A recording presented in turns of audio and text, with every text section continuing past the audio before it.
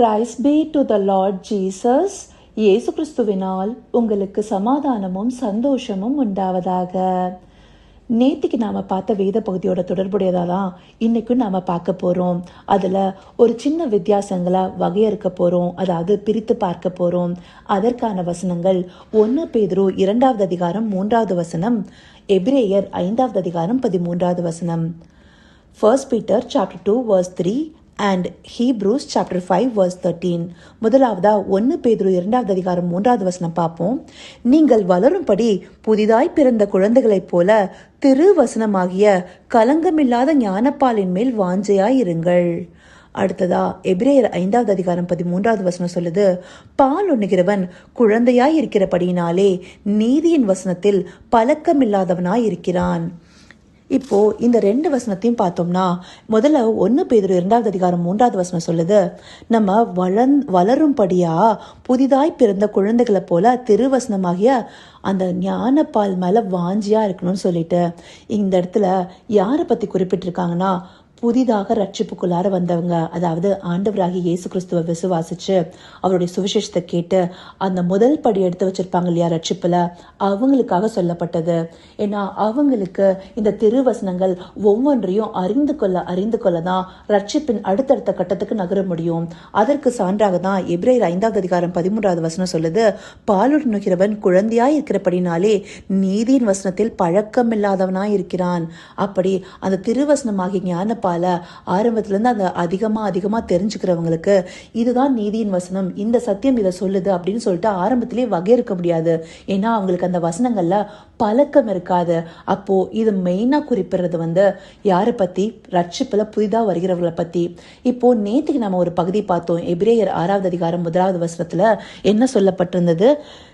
கிறிஸ்துவை பற்றி சொல்லிய மூல உபதேச வசனங்களை நாம் விட்டு. இந்த இடத்துல அந்த மூல உபதேச வசனங்களை விட்டுன்னு சொல்லப்பட்டிருக்கு. இது யாருக்காக சொல்லப்பட்டிருக்கு? ரட்சிப்புல தேர்ச்சி அடைந்தவர்கள். அதாவது ரட்சிப்புல தேர்ச்சி அடைந்தவர்கள் தான் என்ன? ஆவிக்குரிய வயது. நம்ம எப்போ ஆண்டவரை அறிந்து கொண்டு விசுவாசமோ அப்ப இருந்து நம்ம ஒரு ஆவிக்குரிய வாழ்க்கையை ஆரம்பிக்கிறோம். அந்த ஆவிக்குரிய வாழ்க்கையை ஆரம்பிக்கிறவங்க வயதானவங்களா கூட இருக்கலாம், ஆனா அவங்க புதிதா பிறந்த குழந்தையா இருப்பாங்க. இல்ல சின்ன வயசுக்காரங்க ஆண்டவரை பற்றி சின்ன வயதுல இருந்தே அறிந்து ஆவிக்குரிய வாழ்க்கையில தேர்ச்சி பெற்றவர்களா இருப்பாங்க. அவங்க ஆவிக்குரிய வாழ்க்கையில முதிர்ந்தவர்களாகவும் தேறினவர்களாகவும் பூர்ண புருஷர்களாகவும் இருப்பாங்க. அப்போ இது எந்த வயதில் நம்ம ஆண்டவரை அறிந்து கொண்டு விசுவாசிக்கிறோமோ அப்ப இருந்து துவக்கப்படுகிற ஒரு விஷயமா இருக்கு. அப்ப ரட்சிப்புக்கு பல படிகள் இருக்கு. நம்ம ஆண்டவரை விசுவாசிக்கிறது முதல் படி. அவரை இன்னும் அறிந்து கொள்றதற்கு இந்த திருவசனமாகிய ஞானப்பாலே அவங்களுக்கு உதவுது. அதற்கு பின்னாடி இப்படி வளர்ந்து வந்ததுக்கு அப்புறமா இந்த சத்திய வசனங்களை ஓரளவுக்கு தெரிஞ்சுட்டோம்னா அதற்கு பின்னாடி தான் அந்த மூல உபதேசங்களுக்கு பின்னாடியே நம்ம சுத்திட்டு இருக்கக்கூடாது. எதை பத்தி நேற்றுக்கு நம்ம பார்த்தோம் இல்லையா? கிறிஸ்துவ பற்றிய அந்த மூல உபதேசங்கள், அதே போல விசுவாசத்தை பத்தி, இன்னும் ஞானஸ்தானத்தை பத்தி, இந்த உயிர்த்தெழுதலை பத்தி, நியாய தீர்ப்பை பத்தின்னு சொல்லிட்டு அந்த வசனங்கள் பின்னாடியே நம்ம இன்னும் சுத்திட்டு இருக்காம நம்ம அடுத்தடுத்த படியா நாம என்ன பண்ணணும்? ஆண்டவருக்குள்ளார வளரும்படியா பூர்ண புருஷராகும்படியா நம்ம சில வேலைகளை பார்க்கணும். இப்போ பவுலடியார் வெவ்வேறு சபைகளுக்கு போகும்போதே ஆல்ரெடி அவர் சுவிசேஷம் அறிவிச்சு அநேகர் ரட்சிப்புக்குள்ள வந்திருப்பாங்க. அவங்களுக்கு தான் உபதேசங்களை செய்ய போயிருப்பாரு. அப்ப அவங்களுக்கும் வசனம் தேவைப்படுது. எதற்காக? அவங்க பூர்ண புருஷராகிறதுக்காக, கிறிஸ்துவுக்குள்ளார பூர்ண அந்த வளர்ச்சி அடையும் படிக்கிறதுக்காக அவங்களுக்கு தேவைப்படுது. அப்ப எல்லா கட்டத்திலையுமே நம்மளுக்கு வசனங்கள் தேவைப்படுது. எந்தப்படியான வளர்ச்சியில் நாம இருக்கணும் அப்படிங்கறத நம்ம பகுத்தறியணும். இப்ப நீங்க புதிதாக பிறந்தவர்களா இருந்தீங்கன்னா, அதாவது ஆவிக்குரிய வாழ்க்கையில புதிதானவர்களா இருந்தீங்கன்னா நீங்க எப்படிப்பட்டவர்களா இருக்கணும்? இந்த திருவசனமாகிய ஞானப்பால அதிகமா பருகணும். அப்பதான் சத்திய வசனத்தை பிரிச்சு எது நன்மை எது தீமைன்னு அந்த பிரிக்கத்தக்க ஞானேந்திரியங்களை உடையவர்களா இருப்பீங்கன்னு சொல்லிட்டு நம்ம எபிரேயர் 5வது அதிகாரம் 14வது வசனத்துல நேற்றுக்கு பார்த்தோம் இல்லையா? அந்த மாதிரியா மாறுறதற்கு நம்மளை பயிற்றுவிக்கிற விதமா இருக்கும். அப்படி ரட்சிப்பில் தேர்ச்சி அடைந்தவர்களுக்கு இன்னுமாய் ஆண்டவர்கிட்ட நெருங்கி சேர்றதற்கு இந்த வார்த்தைகள் தான், இன்னும் அந்த நிருபங்கள் தான் நம்மள வழிநடத்துகிற விதமா இருக்கும். தாவீது தன்னுடைய சங்கீதத்துல சொல்லப்பட்டபடி, உம்முடைய வசனங்கள் என்னுடைய கால்களுக்கு தீபமாயும் பாதைக்கு வெளிச்சமாய் இருக்கிறது. அது என்றைக்குமே நம்மளுடைய கால்களுக்கு தீபமாயும் பாதைக்கு வெளிச்சமாயும் இருக்கும்.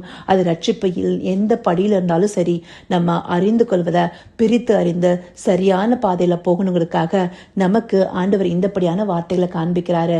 அதற்காக அவருக்கு நன்றி தெரிவிப்போமா? கர்த்தாவே, தேவாதி தேவனே, உமக்கே இந்த வேளையில் நன்றி செலுத்துகிறோம் ராஜா. அப்பா, ரட்சிப்பின் முதல் படியில் இருக்கிறவங்க திருவசனமாகிய ஞானப்பால ரொம்ப வாஞ்சியா பருகி இன்னும் அதுல வளர்கிறவர்களா இருக்கணுங்கிறதையும், அதே போல கிறிஸ்துவை அறிந்து ரட்சிப்புல தேர்ச்சி அடைந்தவர்கள் மூல உபதேசங்களை விட்டு அவங்க இன்னும் வளர்றதுக்கு என்னெல்லாம் செய்யணும், கிறிஸ்துவுக்குள்ள பூர்ண புருஷராகிறதுக்கு என்னெல்லாம் செய்யணுங்கிறத பிரித்து அறிகிற விதமாக எங்களுக்கு வார்த்தைகளை காண்பித்ததுக்காய் நன்றி தகப்பனே. அப்பா, ரட்சிப்பின் எந்த அடியில் இருந்தாலும் எங்களை நீங்க நடத்துங்க ராஜா. அப்பா, இன்னுமாய் உங்களை பற்றி நாங்கள் எது தெரிந்து கொள்ளணுமோ அது உங்களுடைய வசனங்கள் எங்களுக்கு போதிக்கட்டும் தகப்பனே. அந்த உபதேசங்களை எங்களை தேர்ச்சியடைய செய்யட்டும் தகப்பனே. ஆவிக்குரிய வயதுல இன்னும் நாங்கள் முதிர்ந்தவர்களாய் அப்பா பூர்ண புருஷர்களாய் மாற தகப்பனே நீர் எங்களை கரம் பிடித்து நடத்துங்க ராஜா. அப்படின்னு நீங்க நடத்த போயிற தயவிற்காய் நன்றி. சகலவித துதி மகிமேகனம் யாவும் ஒருவருக்கே செலுத்திரோம். இயேசு கிறிஸ்துவின் மூலமாய் வேண்டிக் கொள்றேன் பிதாவே. ஆமென், ஆமென்.